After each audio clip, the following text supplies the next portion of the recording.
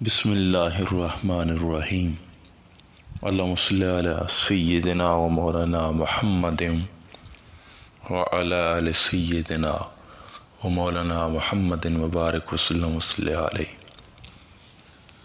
سامعین کرام، وہ لوگ جنہیں اللہ رب العزت کی محبت و عشق کی نعمت نصیب ہو جاتی ہے، ان کا حال یہ ہوتا ہے کہ وہ دنیا کی پر آسائش زندگی اور آرام کو قربان کر دیتے ہیں۔ صحابہ کرام رضی اللہ عنہ، اہل بیت اطہار علیہ السلام اور اولیاء کرام کی زندگیاں اس امر پر شاہد ہیں کہ اللہ اور اس کے رسول صلی اللہ علیہ وآلہ وسلم کی محبت ان کے ظاہر و باطن میں سرایت کر چکی تھی۔ سیدنا فاروق العظم رضی اللہ تعالیٰ عنہ سے روایت ہے کہ ایک روز آقا علیہ السلام صحابہ کرام رضی اللہ تعالیٰ عنہ کے ہمراہ موجود تھے۔ اسلم نے نوجوان صحابی سیدنا مصعب بن عمیر رضی اللہ تعالیٰ عنہ کو دور سے آتا ہوا دیکھا تو انہوں نے ایک میڈے کی کھال پہن رکھی تھی۔ آپ صلی اللہ علیہ وآلہ وسلم نے حضرت مصعب بن عمیر رضی اللہ تعالیٰ عنہ کو اس حال میں آتے دیکھا تو فرمایا، اس نوجوان کو دیکھو کہ اللہ رب العزت نے اس کے دل کو منور کر دیا ہے۔ میں نے اس نوجوان صحابی کو اپنے والدین کی آغوش میں اس حال میں دیکھا کہ وہ اسے بہترین کھانا کھلاتے اور بہترین مشروبات دیتے، مگر اب اس کا حال دیکھ لیں۔ ایک روز میں نے انہیں 200 درہم کی قیمتی قمیض جو ہے پہنی ہوئی دیکھی، مگر اب یہ اس حال میں ہے کہ فقر و فاقہ اور تنگی کے آثار نظر آ رہے ہیں۔ آقا علیہ السلام نے جب یہ بیان کیا تو یقیناً صحابہ کرام کے دلوں میں یہ سوال پیدا ہوا ہوگا کہ یہ نوجوان صحابی جب اپنے والدین کی آغوش میں سہولت اور آسانی کی زندگی بسر کر رہے تھے تو اب ان کی یہ حالت کیسے ہوئی ہے؟ آقا علیہ السلام صحابہ کے دلوں میں آنے والے سوال کو جان گئے اور فرمایا، اللہ اور اس کے رسول کی محبت اور عشق نے ان کا یہ حال کر دیا ہے کہ آئیے فقر و فاقہ اور سختی و تنگی والی زندگی کو عیش و عشرت اور سہولت والی زندگی پر ترجیح دے رہے ہیں۔ سامعین کرام، جب بندہ اللہ اور اس کے رسول کی محبت کو دنیا کی ہر شے پر ترجیح دیتا ہے تو تب جا کر اسے رضا الہی نصیب ہوتی ہے اور وہ مشاہدہ حق سے مستنیز ہوتا ہے۔ امام غزالی رضی اللہ تعالیٰ عنہ احیاء علوم الدین میں یہ بیان فرماتے ہیں کہ ایک روز سیدنا عیسیٰ علیہ السلام ایک پہاڑ کی طرف سفر کر رہے تھے کہ ایک گروہ سے جو ہے ان کی ملاقات ہو گئی۔ آپ نے ان لوگوں کو دیکھا کہ ان کے رنگ زرد ہو چکے ہیں، وہ نحیف اور لاغر ہیں اور فقر و فاقہ کے آثار جو ہے ان پر نمایاں نظر آ رہے ہیں۔ حضرت عیسیٰ علیہ السلام ان سے پوچھتے ہیں کہ تمہاری یہ جو حالت ہے یہ کیسے ہو گئی ہے؟ وہ لوگ کہتے ہیں کہ اللہ رب العزت کی دوزخ کے ڈر اور خوف نے یہ حال کر دیا ہے۔ سیدنا عیسیٰ علیہ السلام فرماتے ہیں کہ بے شک جس چیز سے تم ڈرتے ہو اللہ رب العزت تمہیں اس سے حفاظت عطا فرمائے گا۔ سیدنا عیسیٰ علیہ السلام یہ فرما کر آگے روانہ ہو جاتے ہیں۔ پھر ایک اور گروہ سے جو ہے حضرت کی ملاقات ہوتی ہے۔ اس گروہ کی حالت ایسی ہے کہ وہ پہلے والے گروہ سے بھی زیادہ لاغر اور کمزور ہے۔ سیدنا عیسیٰ علیہ السلام ان سے بھی پوچھتے ہیں کہ تمہاری یہ حالت کیسے ہوئی ہے؟ تو وہ کہتے ہیں کہ جنت کی آرزو نے ہمارا یہ حال کر دیا ہے۔ سیدنا عیسیٰ علیہ السلام فرماتے ہیں کہ اگر تم اللہ رب العزت کی جنت طلب کرتے ہو تو بے شک اللہ رب العزت یہ جنت تمہیں عطا فرمائیں گے۔ پھر ایک اور گروہ کو حضرت عیسیٰ علیہ السلام غالباً دیکھتے ہیں، وہ ان سے بھی زیادہ لاغر ہے۔ تو آپ فرماتے ہیں کہ یہ جو حالت ہے تمہاری کیسے بن گئی؟ تو وہ فرماتے ہیں کہ اللہ کے عشق اور محبت میں ہماری یہ حالت ہو گئی ہے۔ تو حضرت فرماتے ہیں کہ اللہ نے تمہیں عشق اور محبت عطا فرما دیا۔ اللہ رب العزت کی محبت اور اس کے شوق دیدار نے وہ کہتے ہیں کہ ہمارا یہ حال کر دیا جس حال میں آپ دیکھ رہے۔ جو لوگ اس راہ محبت اور شوق اور راہ عشق پر گامزن ہوتے ہیں اور اس راہ کے مسافر بنتے ہیں تو انہیں ان مصائب و آلام کا سامنا کرنا پڑتا ہے، یہ حقیقت ہے، اس لیے کہ کچھ حاصل کرنے کے لیے کچھ تو کھونا پڑتا ہے۔ ہماری حالت یہ ہے کہ ہم یہ احوال، کیفیات اور مقامات بھی چاہتے ہیں، اللہ کا عشق چاہتے ہیں، مگر ان احوال اور کیفیت کو حاصل کرنے کے لیے جو قربانیاں درکار ہوتی ہیں وہ قربانیاں جو ہے ہم دینے کے لیے تیار نہیں ہیں۔ سیدنا ابو سعد نشا پوری تہذیب الاسرار میں بیان کرتے ہیں کہ سیدنا صدیق اکبر رضی اللہ تعالیٰ عنہ فرماتے ہیں کہ جو شخص خالص محبت الہی کا مزہ چکھ لیتا ہے، یہ نشانی ہے محبت کی، تو وہ اس دنیا سے بیگانہ اور بے رغبت ہو جاتا ہے، وہ اس دنیا سے دور ہو جاتا ہے، اور اس دنیا کی تمنا، آرزو اور خواہشات جو ہے وہ اس میں ختم ہو جاتی ہے۔ اللہ تعالیٰ اور ہمارے درمیان کی پردے اور رکاوٹیں حائل ہیں۔ ان رکاوٹوں میں جاہ و منصب کی طلب، اقتدار کا نشہ، نفس کی خواہشات اور دل کے امراض شامل ہیں۔ اللہ رب العزت کا وصال، قربت، اس تک رسائی اور اس کے مشاہدہ اور دیدار کی لذت کا راز ان پردوں کو ہٹانے سے ہی نصیب ہوتا ہے۔ امام الرفاعی بیان فرماتے ہیں کہ سیدنا ابراہیم علیہ السلام سے پوچھا گیا کہ آپ نے اللہ رب العزت کی دوستی اور قربت کا مقام کیسے حاصل کیا؟ تو سیدنا ابراہیم علیہ السلام فرماتے ہیں کہ میں نے یہ حال ایسے حاصل کیا کہ میں ہر شخص سے کٹ کر اس کی طرف راغب ہو چکا ہوں، ہر کسی سے دور ہو کر اس کی طرف میں نے سفر کیا ہے، ہر غیر کے مقابلے میں فقط اللہ کو اختیار کیا ہے، سوائے اللہ تعالیٰ کے میری اور کوئی تمنا، خواہش اور آرزو نہیں رہی ہے۔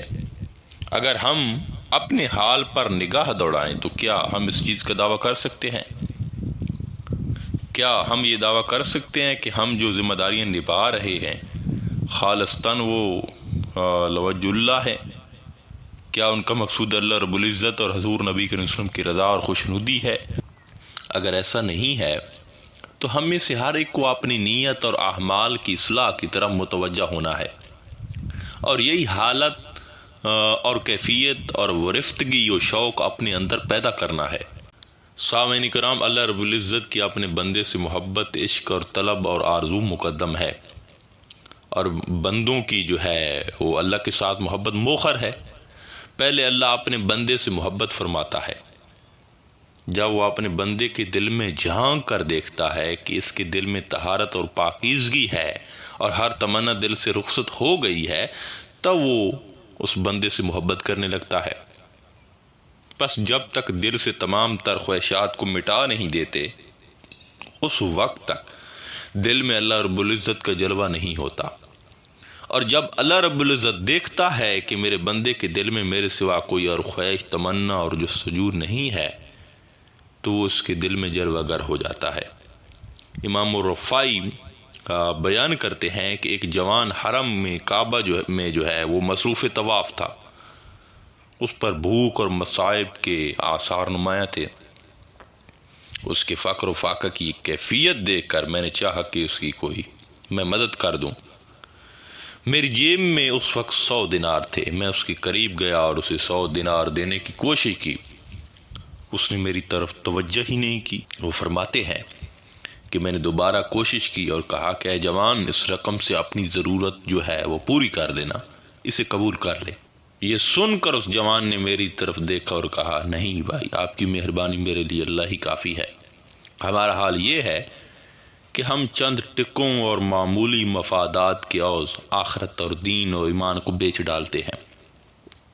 عشاق اور محبین کے کئی احوال، کیفیت اور مقامات ہوتے ہیں، ان کا زاویہ نگاہ، طرز سوچ، انداز بیان اور طرز عمل بھی مختلف ہوتا ہے، حتیٰ کہ اللہ رب العزت کے ساتھ ان کے تعلق کی کیفیت بھی مختلف ہوتی ہے۔ سیدنا داتا گنج بخش علی حجویری رضی اللہ تعالیٰ عنہ کشف المجوب میں بیان کرتے ہیں کہ ایک روز اللہ رب العزت کی بارگاہ سے اپنے ایک نبی کو حکم دیتا ہے کہ فلاں پہاڑ پر ایک عاشق رہتا ہے، اس سے جا کر ملاقات کریں اور میرا پیغام دیں۔ برگزیدہ نبی حکم کی تعمیل میں اس عاشق سے ملتے ہیں۔ یہ عاشق عمر رسیدہ تھا، اور اس نے 70 سالہ گوشہ تنہائی میں بیٹھ کر اپنے رب کی عبادت اور ذکر کیا تھا۔ اللہ کے نبی نے انہیں اللہ کا پیغام دیا کہ اللہ نے 70 سال کی اس کی جو عبادت ہے وہ ٹھکرا دی ہے اور قبول نہیں کی۔ یہ پیغام سن کر وہ عمر رسیدہ بزرگ اور عاشق وجد میں آ جاتا ہے اور اس پر ایک کیفیت طاری ہو جاتی ہے۔ اللہ کے نبی تعجب کرتے ہیں اور فرماتے ہیں کہ آپ نے 70 سال اپنے رب کی عبادت کی، مگر اسی رب نے آپ کی عبادت کو ٹھکرا دیا ہے۔ آپ رنجیدہ اور پریشان ہونے کی بجائے وجد میں آ گئے ہیں۔ اس نے کہا، اے برگزیدہ نبی، عبادت قبول کرے یا نہ کرے یہ اس کا کام ہے، میرا کام فقط یہ ہے کہ اس کی عبادت اور ذکر کروں۔ وجد میں اس لیے آیا ہوں کہ اس کے دھیان، توجہ اور شمار میں تو میں ہوں۔ محبت اور عشق میں یکسوئی لازمی ہے۔ سامعین کرام، ضروری امر ہے کہ ہم اس دعویٰ محبت و عشق کو خالص اور سچا کر لیں۔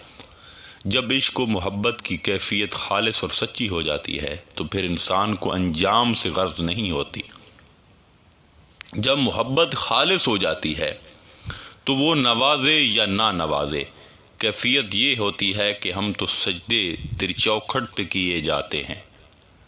افسوس کہ ہمارا اس سے تعلق اتنا کمزور اور نحیف اور حساس ہے کہ اگر اس دنیا میں ہمیں کوئی نعمت ملتی ہے تو ہم خوش ہو جاتے ہیں، یا اللہ تعالی شکر ہے تو نے عطا کر دیا، اور اگر کوئی چیز چھن جاتی ہے تو ہم شکوہ اور شکایت اور اللہ کی ناشکری کرنے لگ جاتے ہیں۔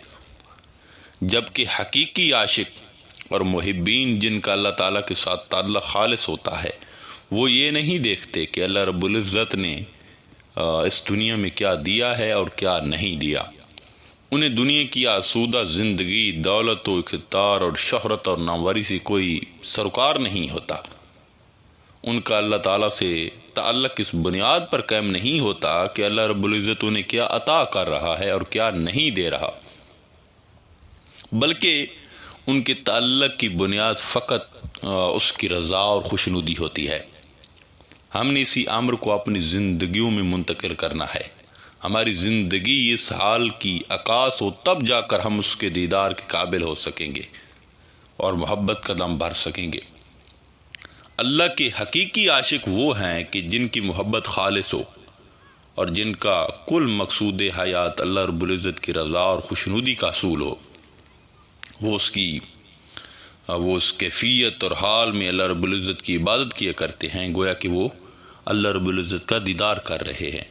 صحیح بخاری میں حدیث جبرائیل میں اسی امر کی طرف اشارہ ہے کہ حضور نبی کریم صلی اللہ علیہ وسلم نے مقام احسان کی وضاحت کرتے ہوئے ارشاد فرمایا کہ مقام احسان یہ ہے کہ تو اللہ رب العزت کی عبادت ایسے کر گویا کہ تو اللہ رب العزت کا مشاہدہ کر رہا ہے، اسی کا جو ہے دیدار کر رہا ہے۔ اگر یہ استعداد اور مقام جو ہے وہ نہ ہو تو یہ جان لے کہ وہ تمہیں دیکھ رہا ہے۔ مشاہدے کے دو درجات ہیں۔ پہلا درجہ کہ جب اللہ رب العزت کی عبادت کریں تو یہ تصور پیدا کریں کہ ہم اپنے رب کا دیدار کر رہے ہیں۔ جب یہ کیفیت اور مقام نہیں ہے تو یہ یقین رکھیں کہ وہ تو ہمیں دیکھ رہا ہے، یعنی ہم مشاہدہ نہیں کر سکتے تو نہ کریں، وہ تو مشاہدہ کر رہا ہے۔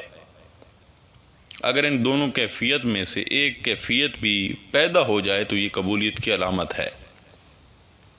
سوال پیدا ہوتا ہے کہ ان بشری آنکھوں سے اللہ رب العزت کا دیدار اور مشاہدہ کیسے کیا جائے؟ اس سوال کا جواب سیدنا امام جعفر صادق رضی اللہ تعالیٰ عنہ نے نہایت خوبصورت انداز میں ارشاد فرمایا ہے۔ حضرت امام ابو سعد نشاپوری جو ہے وہ تہذیب الاسرار میں بیان کرتے ہیں کہ سیدنا امام جعفر سے کسی نے پوچھا کیا آپ نے اپنے رب کو دیکھا ہوا ہے؟ تو آپ نے فرمایا میں ایسا شخص ہی نہیں ہوں کہ اس رب کی عبادت کروں جو رب مجھے نظر نہ آئے۔ اس شخص نے تعجب کا اظہار کیا اور عرض کیا کہ اے امام، آپ نے اپنے رب کو کیسے دیکھ لیا؟ بشری آنکھیں تو اس کا احاطہ نہیں کر سکتی۔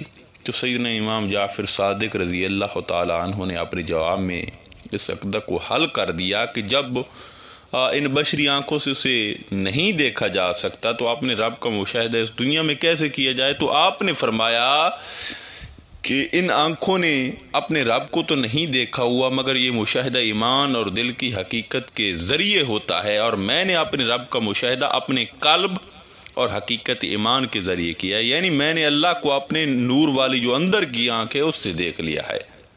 اللہ رب العزت کے برگزیدہ لوگوں کے دلوں میں ایمان کا نور ہوتا ہے اور عشق کا نور ہوتا ہے، وہ عشق کے نور سے دیدار کرتے ہیں۔ آخر میں دعا ہے کہ اللہ تعالی ہم سب کو جو ہے وہ اپنی محبت اور عشق نصیب فرمائے۔ انشاءاللہ تعالی ملتے ہیں ایک نئے موضوع میں، تب تک اللہ نگہبان۔